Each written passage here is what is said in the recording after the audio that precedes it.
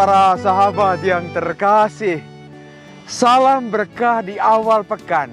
Di hari Senin ini, khususnya gereja hari ini, merayakan pesta Santo Ambrosius, seorang uskup dalam gereja Katolik. Dan sabda hidup diambil dari Injil Lukas bab 5 ayat 17 sampai 26. Perjalanan hidup ini para sahabatku yang terkasih, ada hal-hal yang membuat kita kaget. Penyelenggaraan Tuhan itu sangat nyata sekali. Dan inilah yang terjadi dalam kisah Injil pada hari ini. Saya mau katakan secara sederhana, mujizat itu tidak jatuh dari langit, tetapi perlu usaha keras dari manusia. Nah, usaha inilah yang menjadi awal perjalanan kita selama sepekan ini. Kalau tanpa usaha, wah mana mungkin ada hasilnya. Kisah ini sungguh luar biasa. Bagaimana orang sakit itu dibantu oleh orang lain. Karena memang pada saat itu banyak orang yang mengerumuni perkataan-perkataan Yesus, mujizat-mujizat yang dibuat oleh Yesus. Sehingga ada kerinduan untuk senantiasa berjumpa dengan Tuhan Yesus. Termasuk orang lumpuh ini. Dan dia tidak sendirian para sahabat. Bagaimana dalam perjalanan itu, orang lain begitu melihat orang banyak di dalam rumah itu.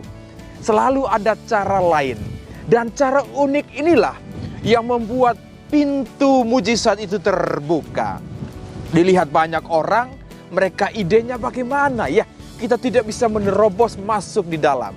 Lalu mereka angkat mata hati mereka, lihat ada sesuatu cara lain.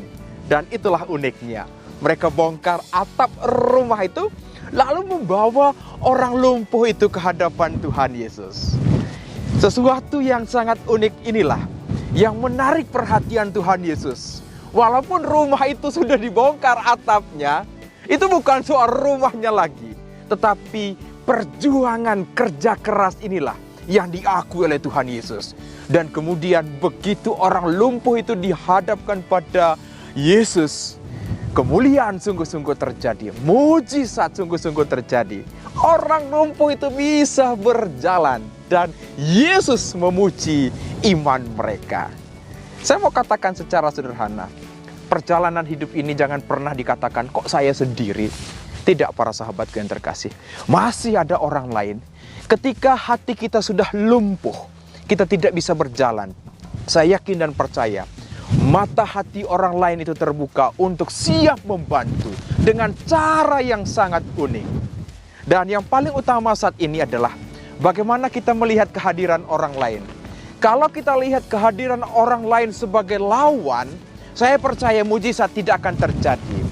Tetapi kalau kita melihat orang lain sebagai sahabat, maka jalan yang sudah tertutup sekalipun akan dibukakan oleh Tuhan.